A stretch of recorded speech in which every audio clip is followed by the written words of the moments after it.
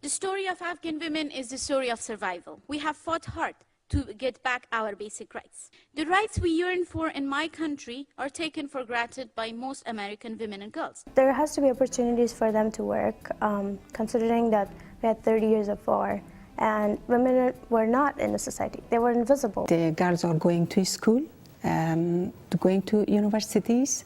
The women work in the offices, in the government and non-government and international offices, and they are busy with some business. So they have some activities and also the social activities. The women are in parliament.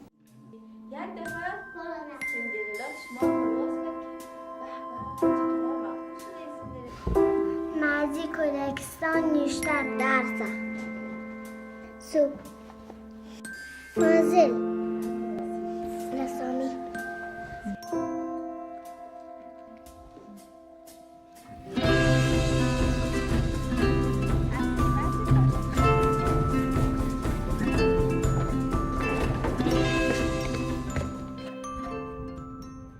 میخوایم که در آینده حقوقدار خوب باشیم.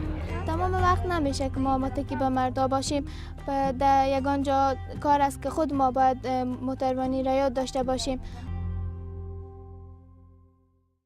I believe women and men both have a very parallel role within the society, because if women could do it alone, they would have almost done it. If men could do it, they would never wait for women to come. So I really believe that both of them should. They have their equal roles within the peace process. These women were not educated. They were absolutely illiterate women. And even they learn how to educate their daughter. So woman is really a agent for peace.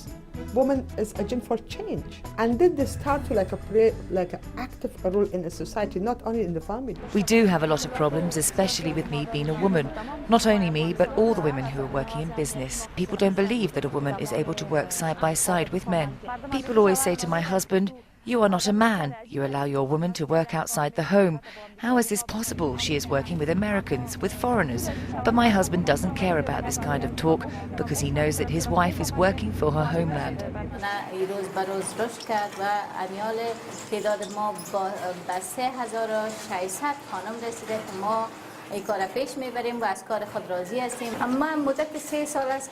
There has been lots of efforts toward the elimination of violence, from legislation, from implementation, but then we are lacking monitoring, and justice mechanisms is not very strong to deliver justice to the victims of violence in this country. But I think we should also address and focus on the cultural aspects of violence and bringing peace in the society. We have provisions protecting women's rights and promoting women's rights within the Constitution, but it's not translated in action.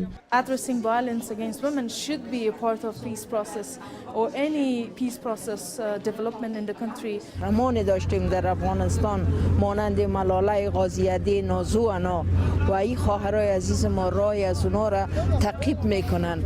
مرد و زن دو بال یک پرنده هست و اینا میتونن این فرض حینیست بالای زن و مرد که به خاطر وطن خود، به خاطر نواموس ملی از این وطن، به خاطر مردم خود مصدر جامعه و به خدمت گردن.